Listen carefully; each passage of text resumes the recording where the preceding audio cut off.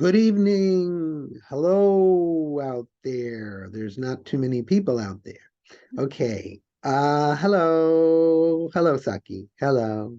Hi, good evening. Good evening. Is it cold where you are? I'm feeling kind of cold here in Hiroshima. Yes, in Tokyo, it's so cold as well. I know. It feels endless. I hope we get some warmer weather soon, right? Mm, but yeah, I feel hay fever as well these days.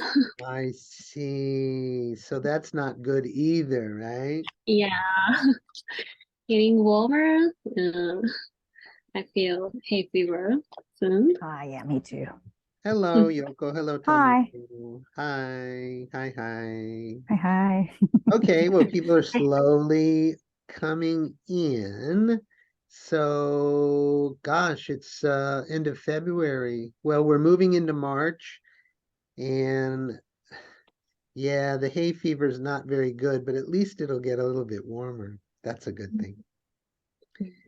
And then soon after that, it'll be very hot and humid, right? Yeah, Mhm. I hate it.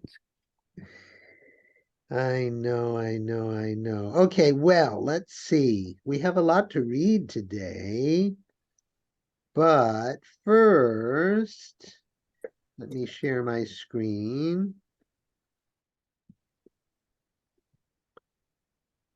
Okay. You can see my screen, I hope.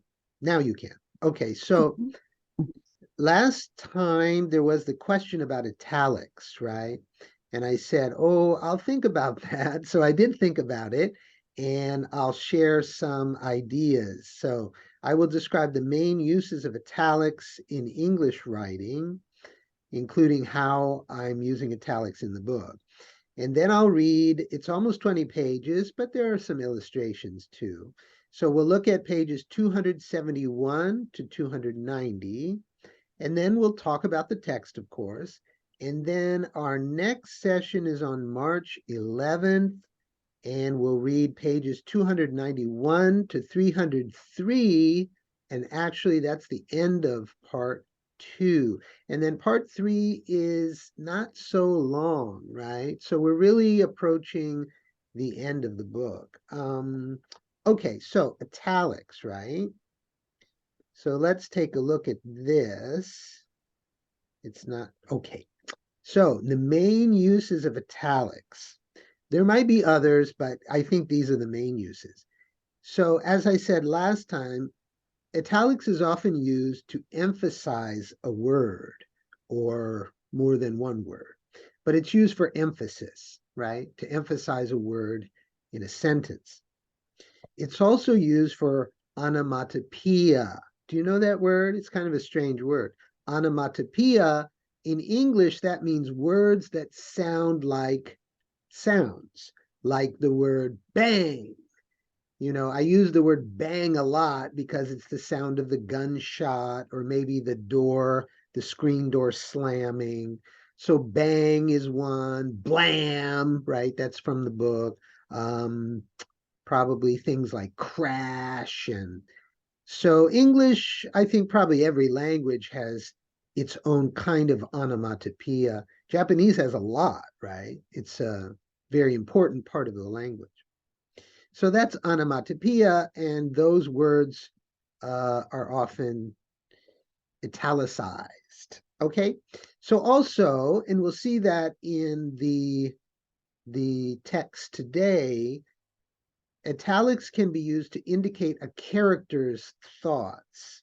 Okay, so it helps to differentiate, to distinguish the regular text and the character's thoughts. So this will actually, there's probably a couple places, but especially at the very end of this section, you'll see that Ben is thinking, and those words, they're not just words. The sentences, short sentences, are in italics, and that shows that he's thinking. Also, to show that a word or some dialogue is from another language, I think we mentioned that last time. For titles of standalone works, such as books and movies, and How I Lost My Ear mentions some books, like the books that Ben is reading, like King Grub. So those titles are in italics. For vehicle names such as ships, so ships, I think, maybe airplanes. So the names of these vehicles, they're often in italics. And also for the Latin scientific names of plant and animal species. So in English, we often use italics for these special scientific names. Okay. Do you have any questions about any of this? Anything? Okay, so let me stop my share and let's read together. All right, we're starting on page 271. Okay, so I'll change the view here and let's begin. Are you ready? Oh, okay, so this is actually this is pretty long, so I'll do my best. Okay, so River of Tears. Of course, seeing a favorite family member get gobbled up alive is a pretty big shock. So it isn't all that surprising that Ben just sat there goggle-eyed as the ogre lumbered toward him. The sight of the monster devouring his father had turned his curly head completely numb. At the same time, the giant heart bongos weren't far from Ben's grasp. He just needed to make a good lunge for the strap. But the boy was in a fog, like he had forgotten all about them. In fact, the only thing in his head right then was a picture of himself getting gobbled up too. If this were a movie, here's where you'd start shouting, "The bongos! They're right behind you! Get the bongos!" But it wasn't a movie. It was real as rats in your pants. And there was no one around, not for miles, to save the small boy from his fate. And so the ogre came looming over him, its eye gray and glaring, its lower lip drooling like a broken tap. Ben gaped as the monster's hand plunged. He wanted to scream, but no cry would come. He could only sit there, glued to the ground, his eyes fixed on the fingers closing in. Then thunder rumbled again above Crabapple Cliff. It was another soft rumble, but the ogre noticed it now. With its hand hovering over Ben's head, it glanced up and snuffled at the wind. It searched the clouds with a wary eye. Then it turned back, smacking at the sight of Ben, when a second rumble rolled through the sky. This time the ogre let loose a roar and shook its fists in the air. Ben blinked, the outburst jarring him to his senses. He felt the throbbing in his ankle again. With a wince, he lunged for the bongos. Pulling the drum into his hands, he flung the strap over his head and quickly pounded out a rhythm. The afternoon stretched on. The sky grew darker. The wind blew harder. The waves crashed against the cliff. But the ogre was dancing now and took no notice, even when thunder growled overhead. Ben sat there in the open, which might seem like a dangerous spot with a 10-ton monster dancing about. But besides the fact his ankle made it tough to crawl away while playing the bongos, he quickly discovered the ogre somehow knew exactly where he was. It would whirl by close, even leap over his head, but Ben was never really worried about getting flattened by a false step. The ogre was still incredibly light on its feet, despite the extra weight it was now carrying. And all the while, Ben's eyes were on the jiggling belly. From time to time, he thought he saw the belly bulge slightly, a lump here, a bump there. Then finally, as the ogre went twirling around him like a top, he saw the shape of his father's body poke out from the monster's skin. The boy gasped, and at last the tears came. The shock of seeing the ogre gulp down his father had held them back for a time, but now they streamed down his cheeks and dripped onto his hands. He cried and cried, thumping blindly on the drum until the river of tears at last ran dry. That was when he felt the first drop of rain on his head. With the second drop, he heard the faint sound of shrieking from Grizzly Woods. Something about shish kebab. Grandma and Ben's mother had reached the pickup truck minutes before. Of course, the moment Grandma stepped on that big smelly wad of gum made for some colorful fireworks. But it was nothing compared to when she peeked inside the truck and saw the picnic basket sitting there quietly on the seat. In fact, Grandma felt such a burst of sugar-fueled rage that her head was in danger of blasting right off her shoulders. Shish kebab! She roared, stabbing her umbrella in the air. You two hooligans are shish kebab! And she snatched up the basket and stalked off to the forest, shrieking in alarming detail about skewering father and son. Now it's true, Grandma had gone giddy at that point and was capable of just about anything. But I don't think she was really out to make a meal of those two. She might have been gnashing her gums pretty hard, but her teeth were in the pocket of her raincoat. Still, Ben's mother didn't want to see anyone get skewered with an umbrella if she could help it, so she hurried to catch up. Grandma was tromping along so quickly, though, that Ben's mother, who wasn't used to the long hike out to Crabapple Cliff and hadn't eaten a half a chocolate cake the night before, soon began to flag and fall behind. She pleaded with Grandma to slow down, but the old woman either didn't hear her daughter's cries, what with the helmet on her head and her continuous ranting, or if she did, she didn't find it a convenient time to listen.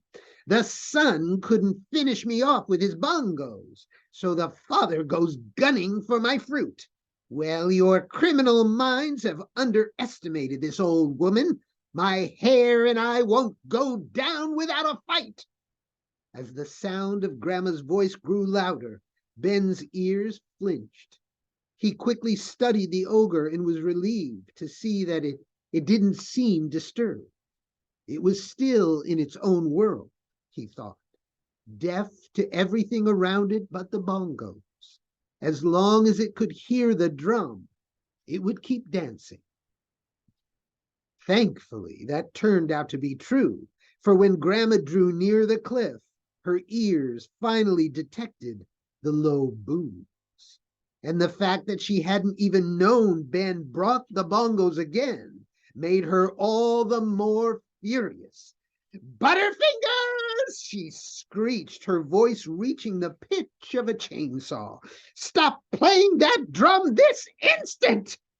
As the rain came sprinkling down, Grandma emerged from the forest. The second the raving old woman caught sight of Ben, sitting there on the cliff, drumming away, she stopped short. The glare blazing from inside that football helmet practically fried the boy's eyeballs. Shish kebab! She screamed, shaking her umbrella at Ben. I'm having shish kebab for supper. Now you may be wondering why Grandma didn't quickly notice an ogre that was 50 feet tall and flitting about like a fairy. But the fact is, when Grandma came clumping out of the forest, The ogre was dancing on the far side of the cliff.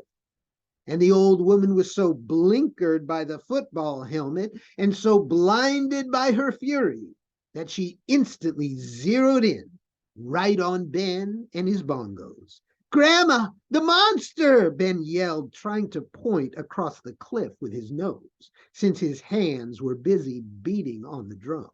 Monster! Shrieked Grandma. You want a monster? I'll show you a monster! She let loose a ghoulish howl and broke straight for Ben, charging through the horsetail in her rain boots. Grandma, it's behind you, over there. It's dancing. Look, it's dancing. Stop that fibbing, Butterfingers. And where's your father? I suppose you'll tell me the monster ate him, right? She was closing in on Ben. It did, Grandma. That's enough. She was nearly upon him now. And stop playing the drum. With one quick motion, the old woman let the picnic basket fall from her hand and snatched at the drum strap.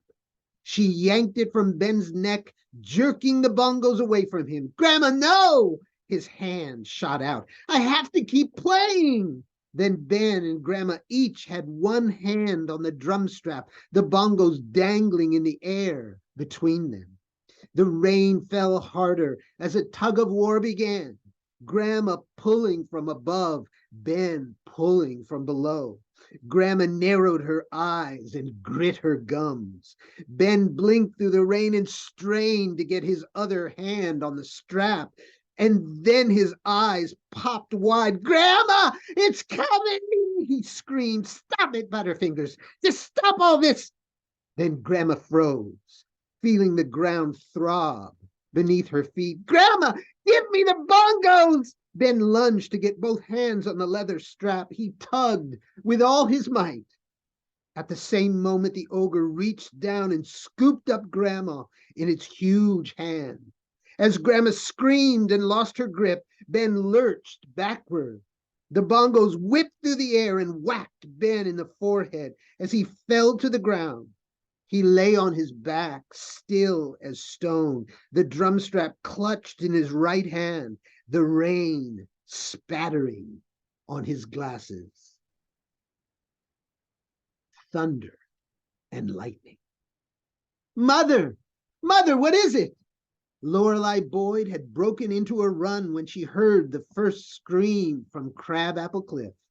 Seconds later, as she dashed from the dry forest into the rain, she stopped short and gasped. She saw the gigantic ogre from behind, and there was Grandma in her football helmet, gripped high in its right hand. Grandma's eyes were burning from the ogre's breath, but she was putting up a wild fight. She was jabbing madly with her umbrella and wailing so loud it must have made the monster's head ring. Still, its jaws opened wide, and the ogre swept Grandma toward its waiting mouth. Sometimes the things that trouble us most turn out to be life's biggest blessings. It's funny to think that the llamas, which had caused Grandma so much grief over the years, wound up saving her life right then. You might be thinking the herd, led by Henry VIII and his change of heart, came charging out of Grizzly Woods and saved Grandma by driving the ogre off the cliff and into the sea. That would have made a rousing rescue, no doubt, not to mention preventing a lot more heartache later on.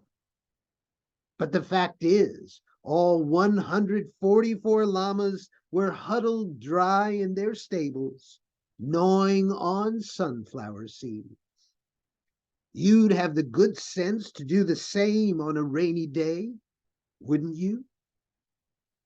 However, before the rain fell, the llamas had raced to the road when they caught Grandma's scent as she went stalking by, Ben's mother trailing behind.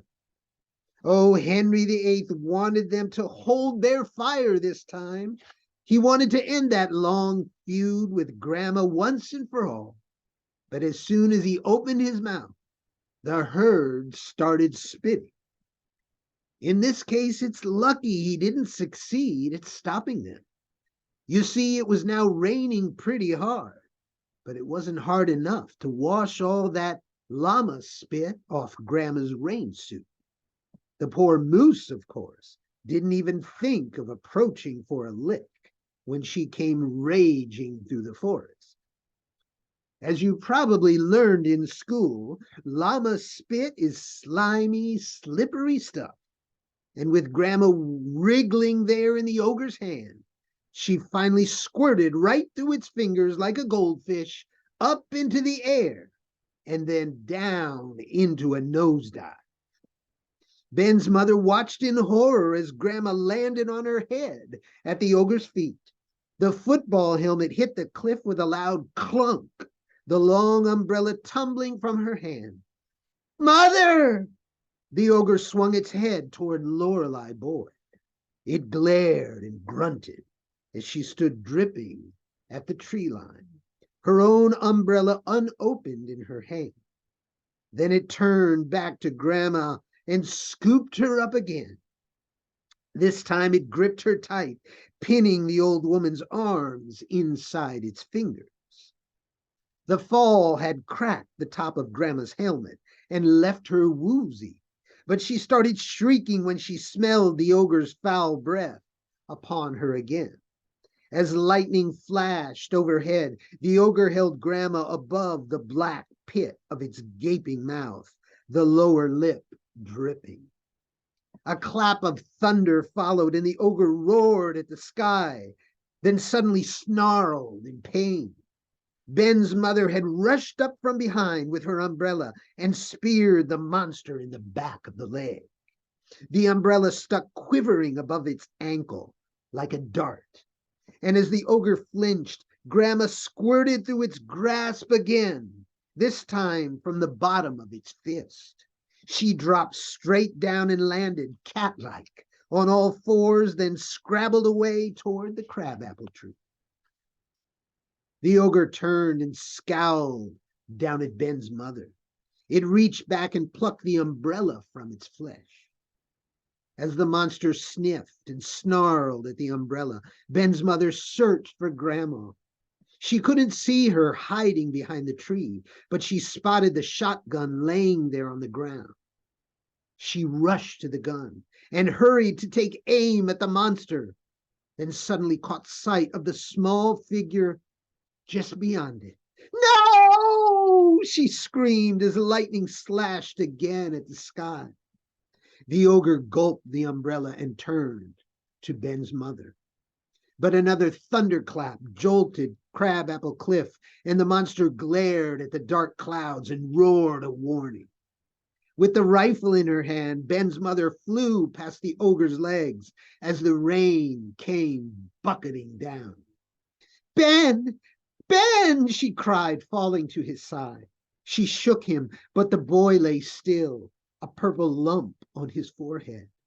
Then her eyes lit on the empty toadskin boot nearby, and she released a furious wail. She raised the shotgun high, training it on the ogre's huge head. Squinting through the rain, she saw its cold gray eye staring back at her. She squeezed the trigger. Click. She fired again. Click, click, click. The ogre reached down and snatched the shotgun from her hands. It sniffed the gun and swallowed it. Then its hand stretched for Ben's mother, now shielding her son. She gave a cry as the ogre's fingers closed around her and swept her away from Ben. Squirming in its grasp, she managed to slip one arm free and stab her fingernails into its thumb. The monster grimaced. At the same moment, a shower of crabapples stung its hairy hind end. Grandma had tugged off the broken helmet and rubber gloves and was now scooping up a second handful of fruit from the ground. When the ogre turned, she reared back and fired another barrage, this time at its belly. But it wasn't enough to save Ben's mother. She scarcely got out a scream before the ogre stuffed her in its mouth and gulped her right down with a mouthful of rain. And now it was Grandma's turn. The old woman and the ogre, their hair dripping wet, eyed each other through the downpour.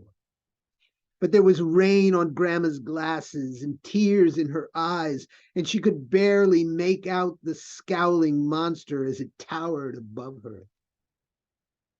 The ogre gave a great snort, then was drawn by another burst of lightning and thunder. It roared again at the dark sky, giving Grandma a moment to grab a fistful of crab apples. When the monster looked back, Grandma hurled the hard fruit as high as she could. Most of the crab apples missed their mark, but one hit the ogre flush in the eye. The creature snarled in surprise and its hand shot up to rub the sting. Grandma bent to gather more crab apples, but huge fingers wrapped around her and lifted her into the air. She shrieked and squirmed, but the slippery llama spit had washed away in the hard rain, and the ogre now had a firm grip. It gave a grunt, its head tipping back, its mouth caving open. Then the ogre gobbled up Grandma too.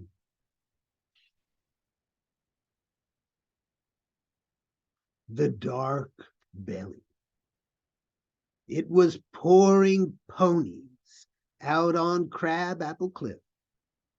Benjamin Boyd lay there on his back, eyes closed, rain battering his glasses. The giant heart bongos were by his side. The fingers of his right hand curled around the drum strap. After gobbling up Grandma, the ogre now turned to Ben. Its eye narrowed and it peered down at the boy for a long moment, grunting softly. Then it reached with its right hand and scooped him up. The ogre held Ben flat in its hand, studying him, sniffing him. It studied the bongos too, and its eye grew wide when it poked them with a finger and a boom rang out. It was set to poke the bongos again when the sky was lit by lightning and a loud clap of thunder shook the bluff. The ogre snarled, quickly taking Ben in its left hand to protect its prey. Ben's upper body was peeking from the top of the ogre's fist and flopping about like a puppet. The bongos swung in his hand. Now the monster's head dropped back.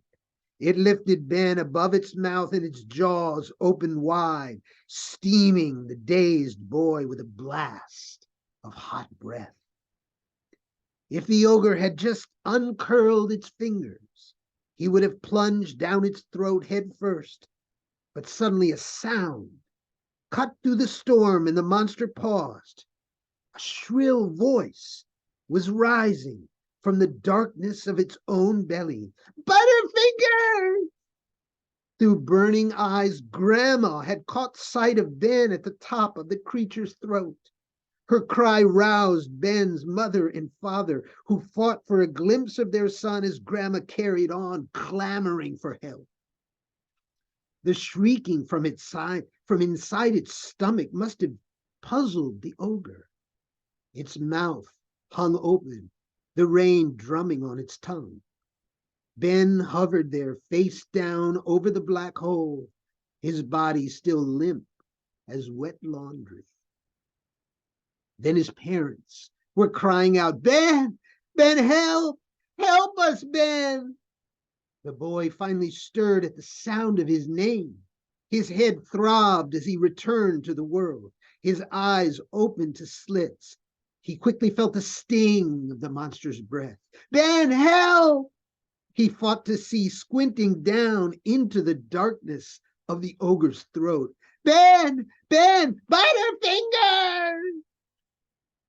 Puzzled or not, the ogre would probably have gone ahead and gobbled him up.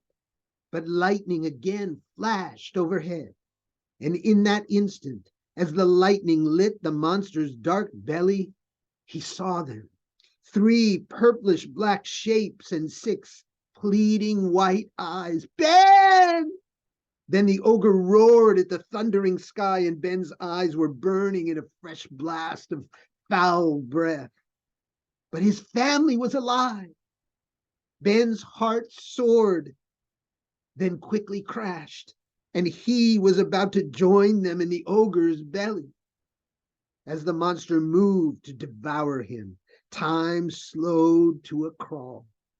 His eyes burned behind his glasses, but he could hear his family's cries deep and draggy in his ears.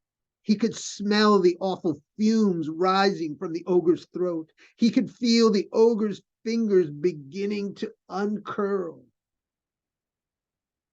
It was then, at the border of the ogre's open lips, a split second before plunging toward his family and perishing together in the monster's gut, that Benjamin Boyd came surging back to life. He jerked the drum strap over his head and thumped furiously on the giant heart bongos. The ogre blinked.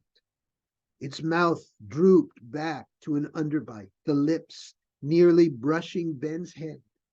The cries from the dark belly grew muffled, then fell silent.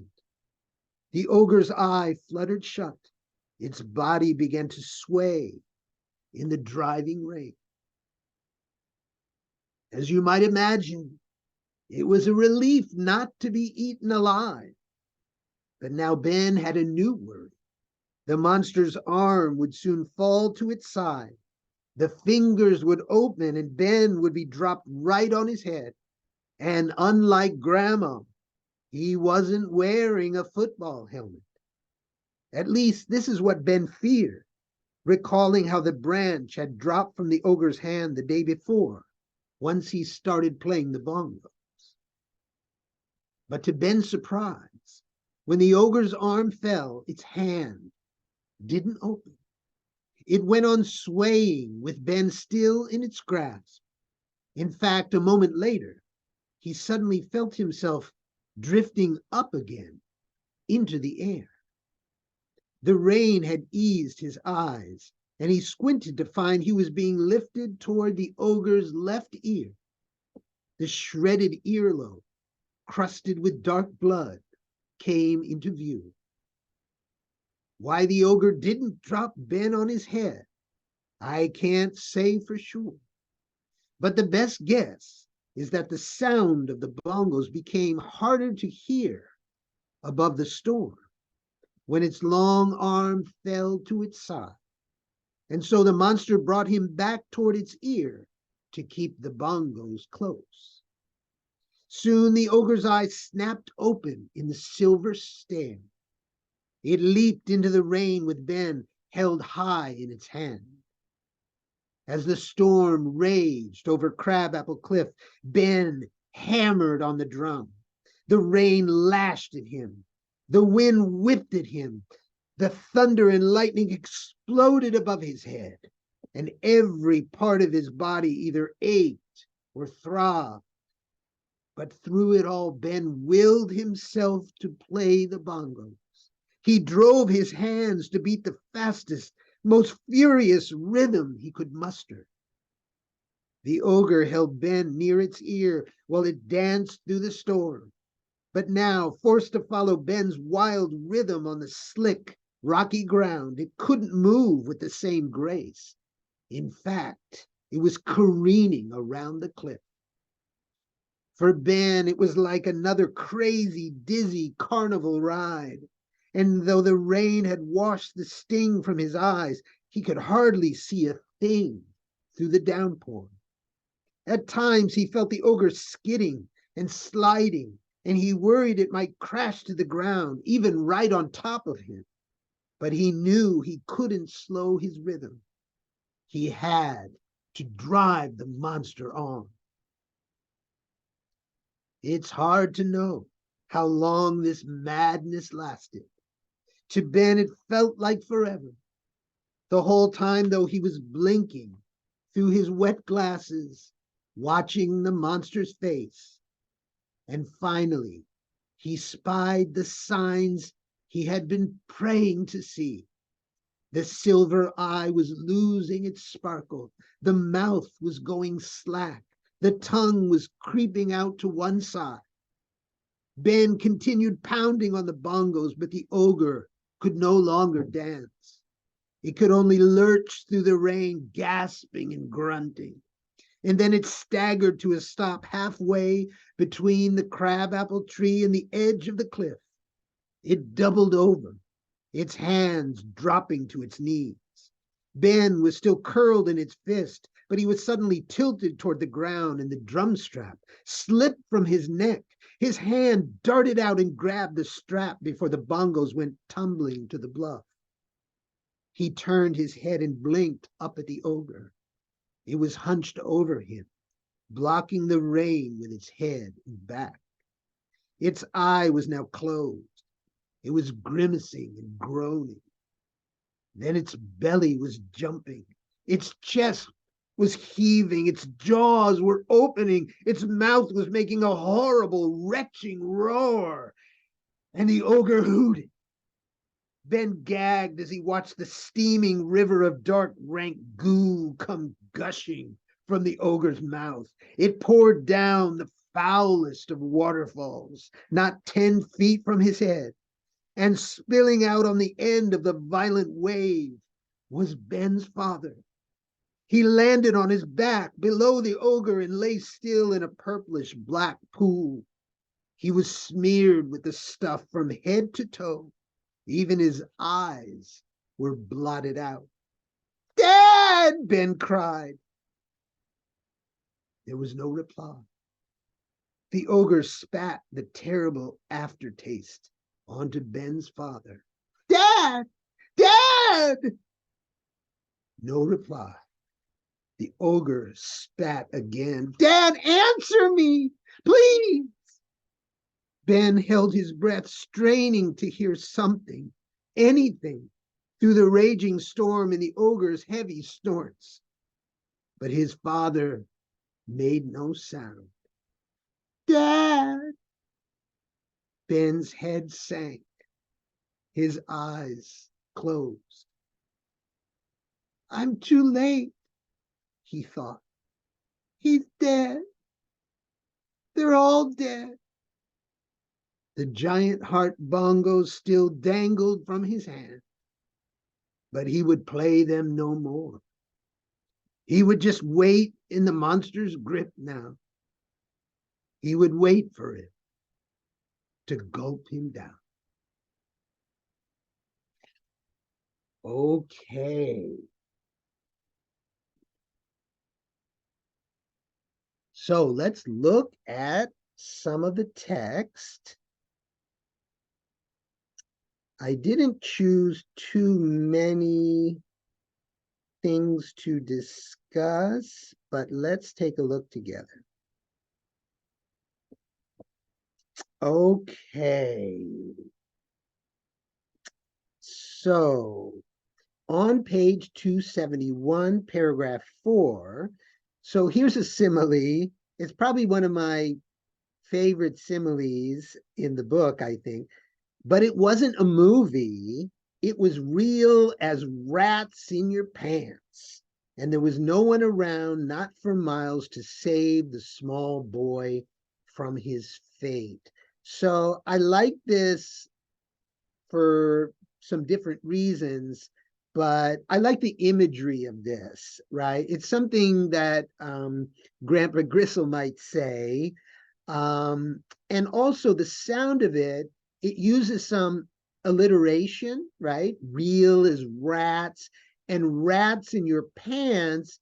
It's kind of a rhyme. It's a near rhyme as well. So there's the sound of alliteration and rhyme, and also just the imagery itself. Okay. And so I don't remember how I thought of this, but when I did, I thought, okay, that's it. That's it.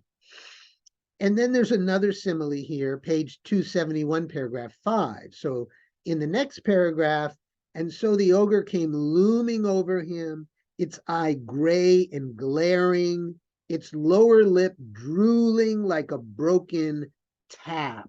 So a tap is a faucet like this. So if you can imagine, this is a huge creature, and when he's drooling, there's a lot of drool coming out, right? And the ogre is, he's hungry and he's happy to eat another victim. Okay, so here is an idiom. It's kind of an invented idiom. It's not a usual idiom. With some alliteration. Now, it's true that Grandma had gone giddy at that point and was capable of just about anything, but I don't think she was really out to make a meal of those two. So the word giddy, the usual definition is if you feel giddy with delight or excitement, you feel so happy or excited that you find it hard to think or act normally. Okay.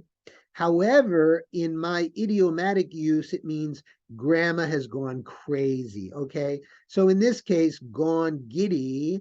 And of course, it has two G's here. Gone giddy is the alliteration. Um, and so the sound works.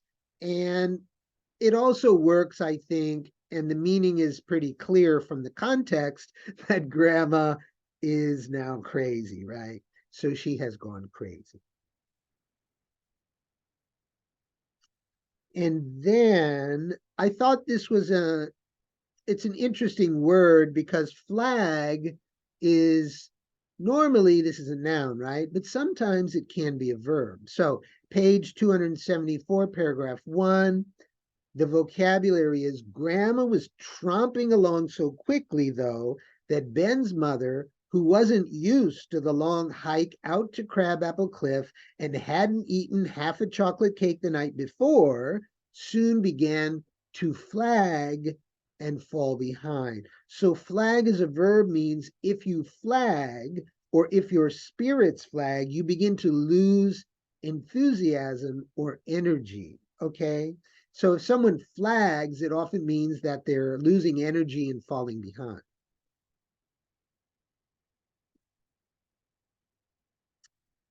So again, we have some alliteration and then an idiom. So on page 275, paragraph 1, and the old woman was so blinkered by the football helmet, and blinkered is like this. So when a horse is running in a race, they often put blinkers on the horse. These are blinkers. Why? So the horse is really only focused directly in front, right? So they won't be distracted by what they can see out of the corners of their eyes. So these, as a noun, these are blinkers. And it's also a verb, right? So Grandma was so blinkered by the football helmet, she can't really see out of the sides, right? So she can only see in front. Grandma was so blinkered by the football helmet and so blinded by her fury.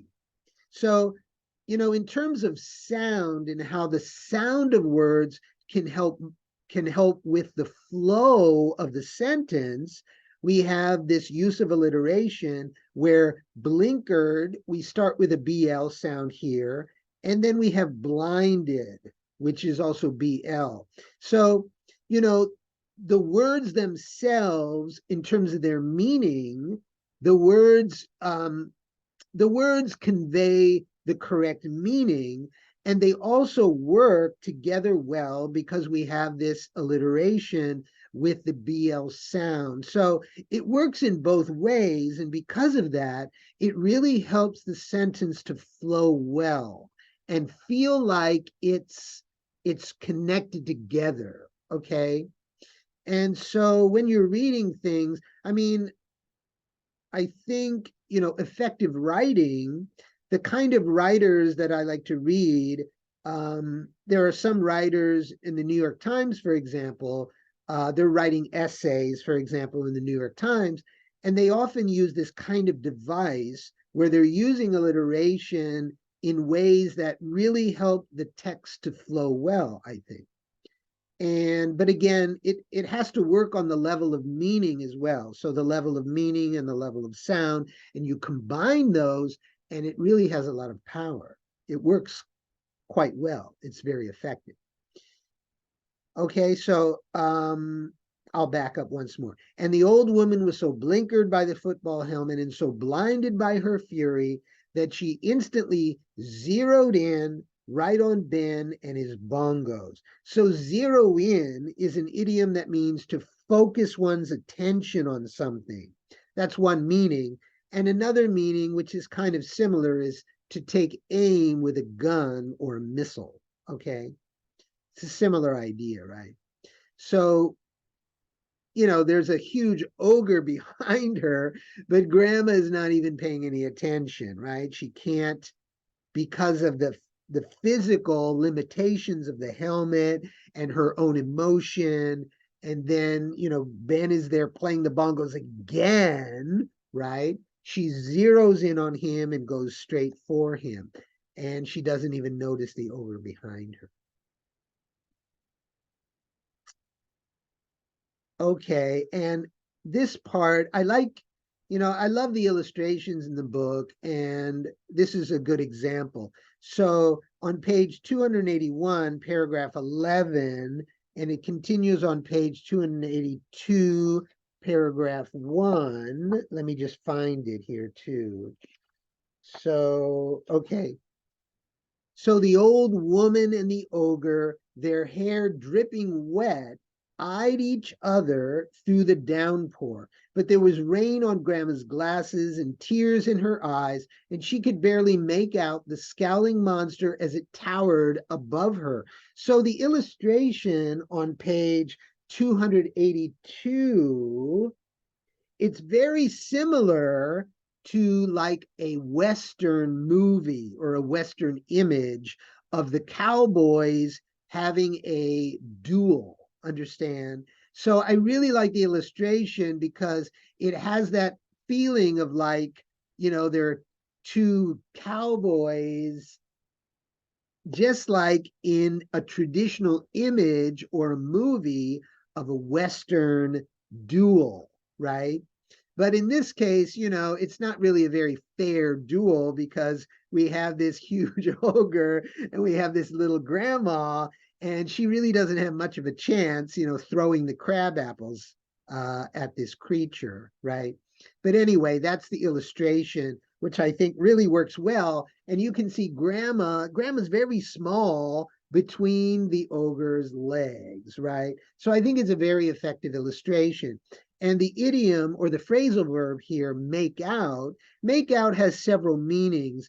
In this sentence, make out means if you make something out, you manage with difficulty to see or hear it. Okay. So, it's raining so hard, and because of her glasses and because of the tears in her eyes, she really can't see the monster very well at all. She can't really see the ogre. And another meaning of make out is, and this is used by young people in particular, um, if two people are making out, they are engaged in kissing or other sexual activity. That's make out. Okay. It's a bit slang, but it's commonly used, especially with young people. That was the expression when I was in high school and college, and we had that kind of experience. That's how we described it, making out. Okay. So okay, and here's another idiom, and again with some alliteration. So again, this is invented, but it was pouring ponies out on Crabapple Cliff. Now, the usual idiom that I'm trying to connect to here is, and you probably have heard this, right? It's raining cats and dogs. What does that mean? Raining cats and dogs is an idiom that means it's raining very heavily. It describes very heavy rain. And so I created a new idiom which echoes the usual expression, but this suggests that the rain is even heavier than cats and dogs. Understand? So ponies, of course, are bigger than cats and dogs. So the idea, which I think the idiom does convey, is that pouring ponies means it's raining incredibly, the rain is incredibly heavy, okay? Even much heavier than cats and dogs. And because there's also this kind of alliteration, pouring ponies, it also sounds good, okay? It was pouring ponies out on Crabapple Cliff. And then on page 285, paragraph 1, there is another simile where I say, Ben hovered there face down over the black hole. That's the monster's mouth. His body still limp as wet laundry. So, if you have wet laundry, it's like, it's not stiff at all. It's like, going to fall right down. So it's very limp. So his body is like this, right? It's like wet laundry. And then finally, at the end here, we have this cliffhanger, right? Ben's head sank, his eyes closed. I'm too late, he thought. He's dead. They're all dead. And remember, as I said previously, talking about italics, this is the example I was referring to.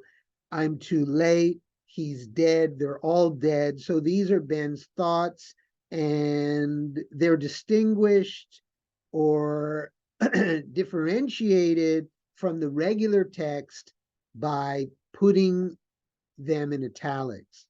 The giant heart bongos dangled from his hand, but he would play them no more. He would just wait in the monster's grip now. He would wait for it to gulp him down. So that's the cliffhanger. Probably if you look at the next page, you'll see that, well, maybe he doesn't get eaten right away, but this is our cliffhanger at the end of this section, okay? So I'll stop there, and I'm happy to try to answer any questions you might have from pages 271 to 290, okay? So I'll turn it over to you. Any questions at all? And I'll open up the chat as well. Anything? Questions?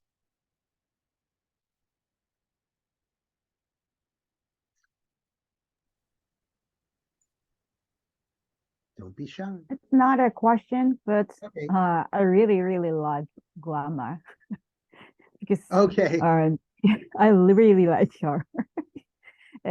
Because even in a desperate situation, she still keep calling the Ben Butterfinger. Yes. So Glamour. I really like her. Yeah, from inside the monster's belly, even, right? And I just want to look at that 1 second because, I really love what the illustrator did. But this, I think on page 285, it's another really beautiful illustration, looking down the throat of the ogre, and there they are, the 3 of them in the monster's belly. It's really, I think, just a fantastic illustration. Yes. Really. I like this. What else? Any other questions or comments? Anything?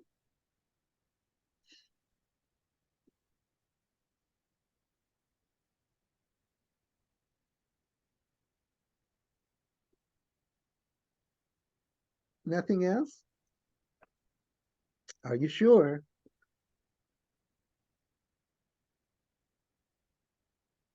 You okay? Okay, okay. I hope everything was clear, right? I hope everything was clear. Oh, yes, I have one more question. Yes, Yoko, please. Page 284. So you said the pouring ponies. You created this word phrase, Yeah. and so the native children can understand the meaning of this. That's a good question. So it's about this expression that I used on the top of page 284. It was pouring ponies out on Crabapple Cliff. Do native children understand that? My guess is most of them probably would understand the idea, because the expression "it's raining cats and dogs" is really commonly used. And so I think even fairly small children, maybe from age 8 and above, I think they probably could make the connection, maybe not consciously, but since they know the expression "it's raining cats and dogs," and then they see "it's pouring ponies," and we already know the context because it was raining lightly, then it's raining more heavily and even more heavily. You know what I mean? So the rain is increasing, from page to page. And then finally we get to "it's pouring ponies." And so I think even children who are fairly young could probably make the connection and understand what that means. It means that it's raining very, very heavily now. Yeah. Okay, thank you. Anything else? Question. Yeah. Page 181. Okay, Sally. The sound click. Ben's mother tried to shoot the gun, Yes. Right. but it didn't work Right. because It of the didn't rain. It didn't work. Why? Because what happened with the gun, the shotgun from before? Remember when Ben's father tried to shoot the ogre, right? And what happened?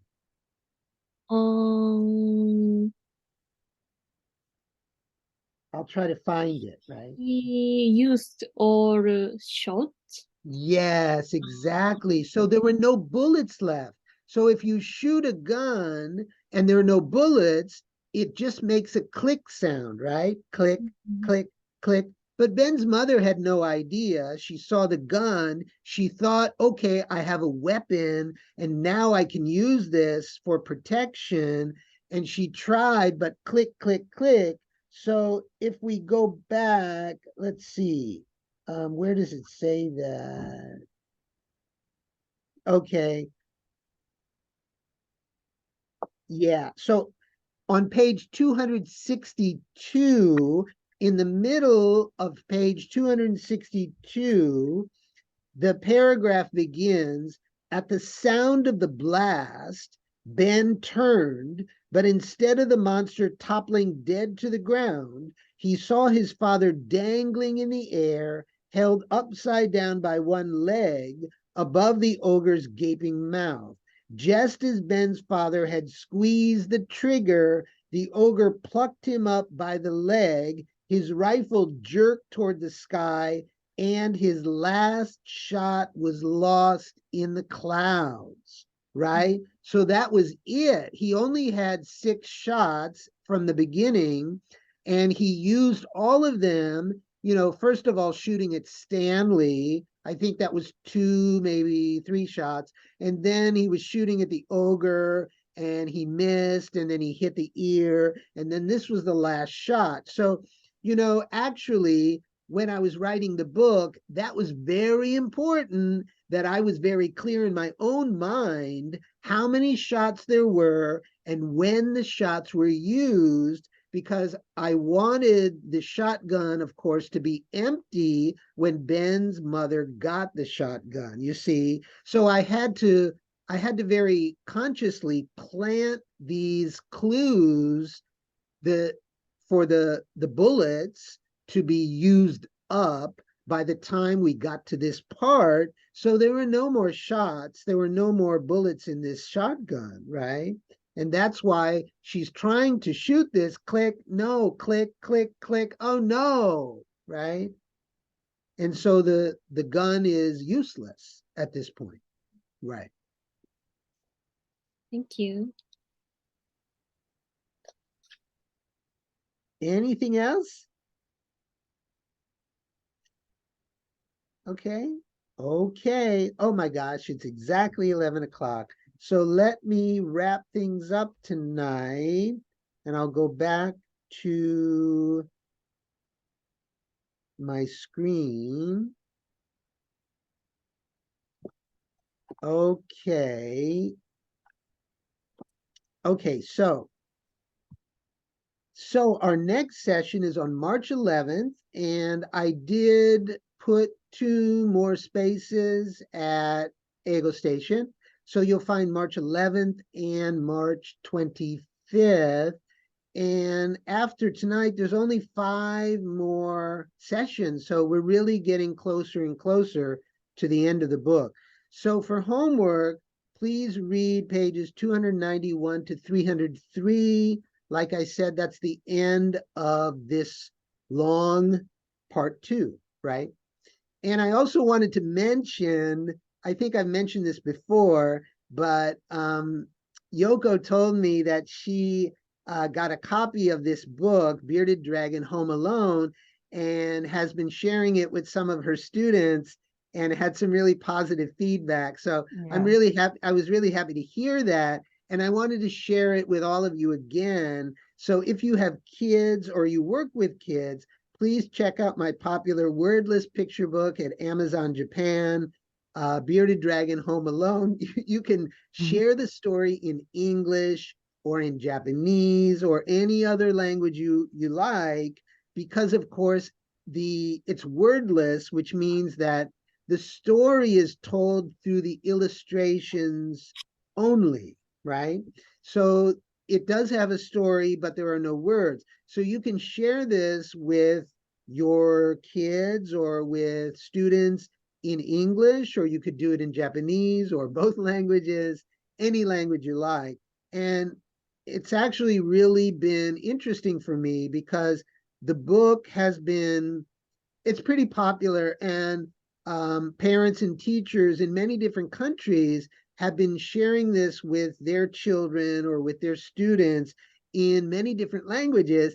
And the feedback is always very interesting, because the children often in these different languages, they're responding in similar ways where they're laughing when the bearded dragon does this or he does that, or it's really, really interesting. So it's a really fun book for both kids and adults. So if you have a chance, take a look at it. And if you do get a copy and you use it, please tell me what happened.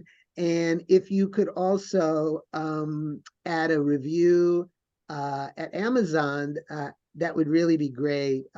It's really helpful. So anyway, Bearded Dragon Home Alone, please check it out. And I guess that's all for tonight. Okay, so everybody enjoy the rest of your weekend, and I'll see you again in 2 more weeks. Okay.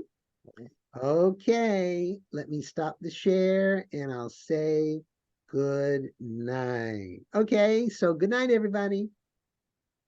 Thank you. Good night. Okay, Um, bye bye.